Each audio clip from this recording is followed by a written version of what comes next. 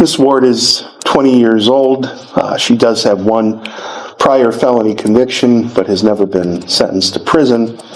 We do feel that community control is an appropriate sentence in this case. She does have issues with marijuana and multiple issues with mental health that we do feel a period of community control could go a long way towards addressing. Probation has offered a suggestion as to placing Ms. Ward in the a Sergeant program in Beechwood, which does address both of those issues, and we would ask the court to consider that, Your Honor. That's a very compelling statement. It frames the defendant not just as a case number, but as a person with potential and underlying issues. It emphasizes rehabilitation over pure punishment. What's the context for this? Is this for a dramatization or part of a larger discussion? I really don't have much to really say. I can't hear a word you're saying. I said I really don't got much to really say. Why not? Because I really don't know. I don't know what my, it's not. I can't hear you. I don't know what am I really supposed to say here. I'm not sure. Well, you can say whatever you want to say because I'm about to sentence you. And if there's something you want to say on your own behalf that's going to help me figure out what to do with you, I'd say it. I mean, you've been in court before, right? Yeah, but it really haven't went this far. Like I told you, my last court dates, I was accessory to a case, so it was more so of the judge and my attorney talking more than me.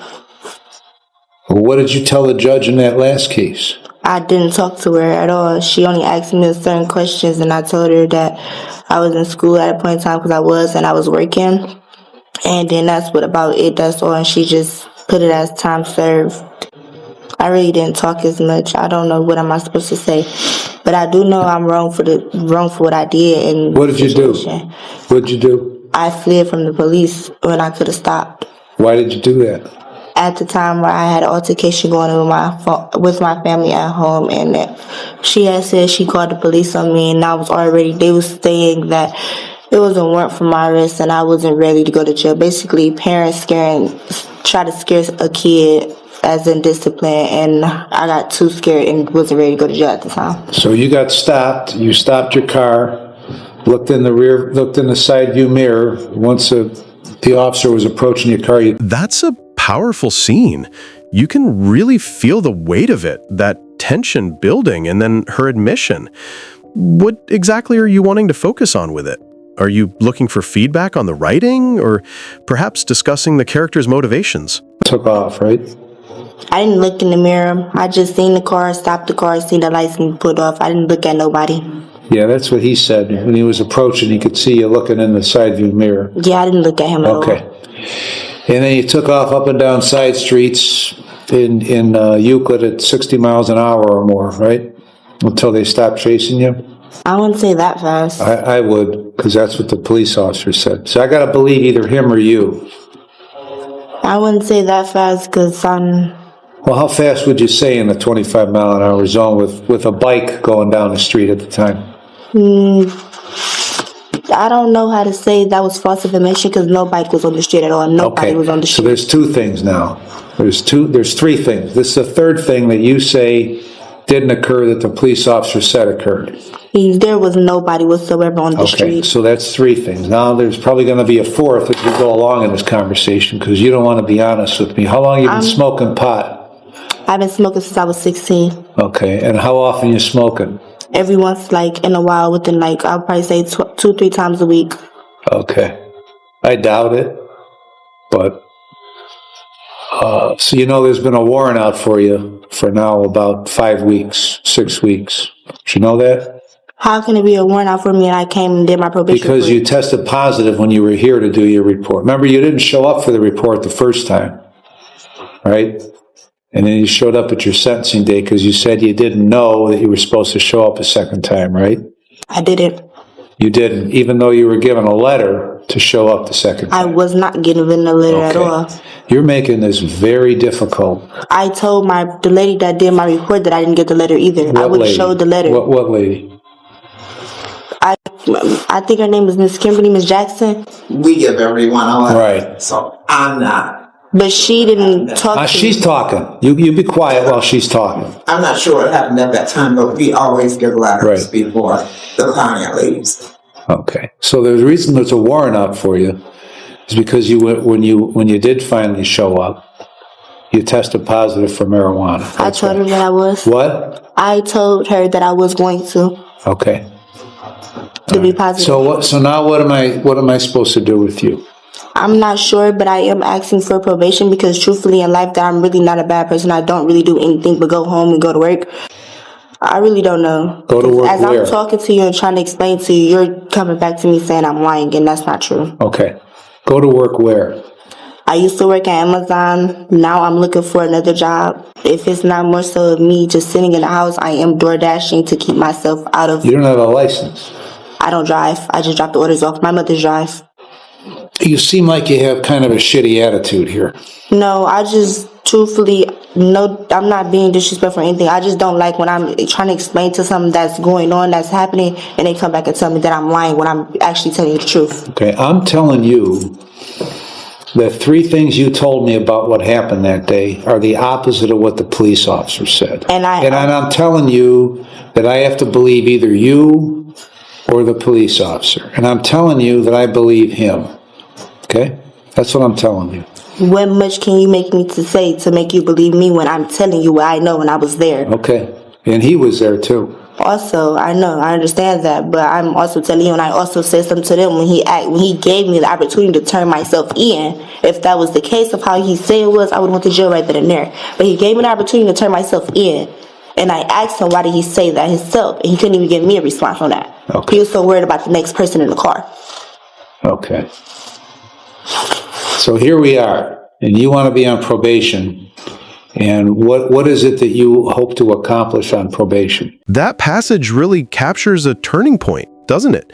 That moment when credibility becomes the central focus and the simple facts are overshadowed by the perceived lack of honesty.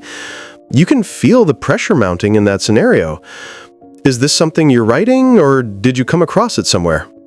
I mean, I do want to get me a job. I do want to get out of a household to get my life together the correct way. I also really do need to finish school. Okay. What else you need to do? Work on my attitude and my mental health issues. And what else? That's pretty much. Stop smoking pot. You don't want to do that part of it? I don't want to take medication. Okay. But you want to smoke pot. What is pot then? I mean, truthfully, smoking, it might seem like, oh, this just to do it, just to look fun and cool, but no, it actually calms. It's a calming thing. Like, it really keeps me mellow out a lot of stuff. Like, instead of me taking my meds. What is your mental health diagnosis? ODD. ODD, does that mean you don't want to listen to what the people in authority have to say? No. What does it mean? I'm not sure. I never really looked much into it. I just listened to my doctor and took the pills that she gave me until I felt drowsy and started losing weight. And that's when I stopped. All right, when was that? Around, I want to say I started losing weight in 2022, 2021. And I stopped, I want to say, yeah, around, I'm not sure with the years. I have to really look back and think into paperwork. When's the last time you were to the doctor for that? So I had to be like 17, 16. Around the time I started smoking. Okay. And you're how old now? 20. So has your mental health condition improved since you stopped going to the doctor and smoking pot?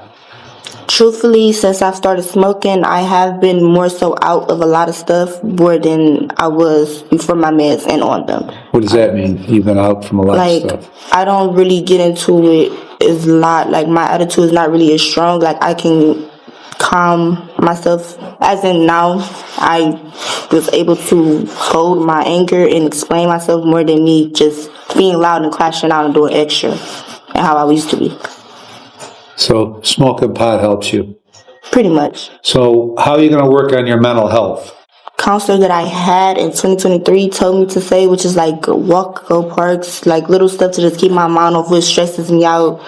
There's not really much. I do have coloring books at home, like little stuff, stress balls, fidget spinners, like stuff to fidget because I have anxiety also. So a lot. I have a lot of stuff to like cop with. I really don't know. I just cry. Truthfully. I don't know. I cry. What is the source of your mental health issues? Do you know? No. You think you should find out? I try. Okay. Well, but you haven't tried for a few years because you stopped going. No. I still had counseling. When? My last counselor was in 2023.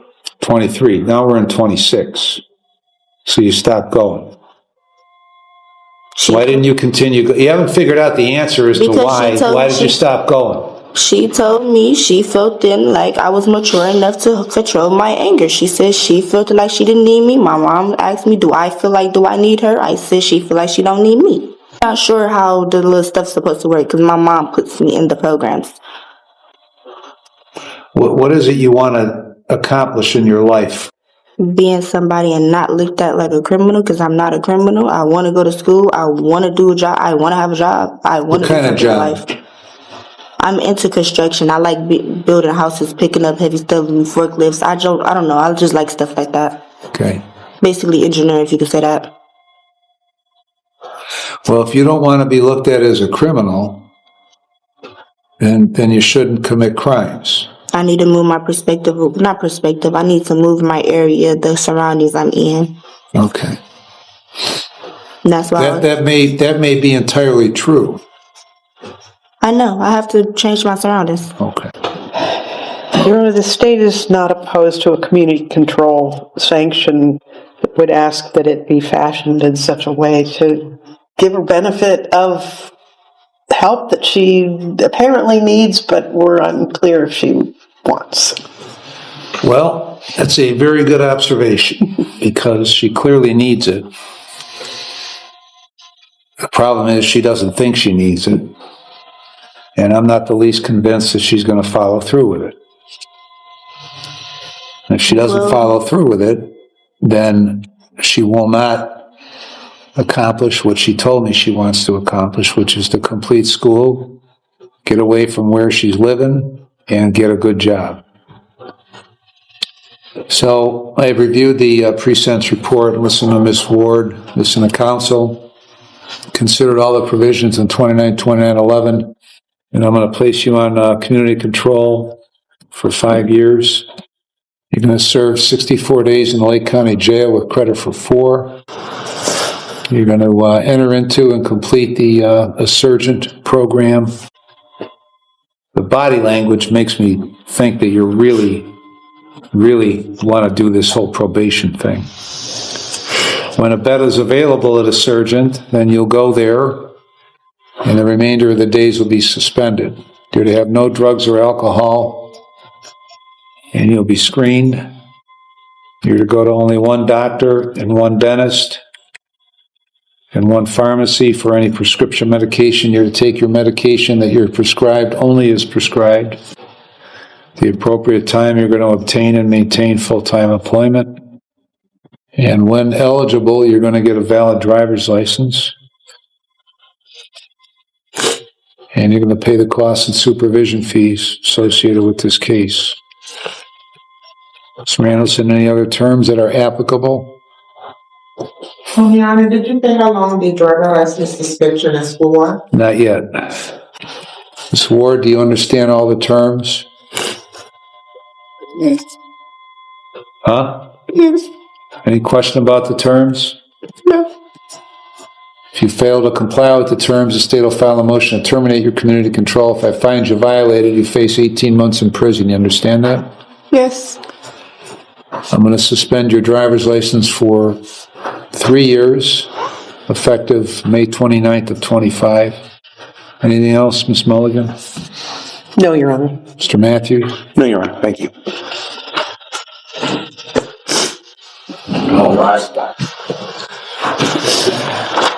Anything you want to give your mom?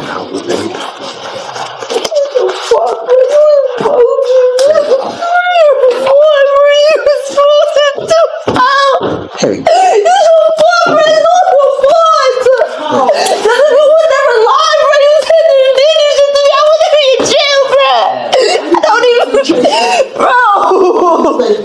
You keep doing this every time you call the police on me. Everything you know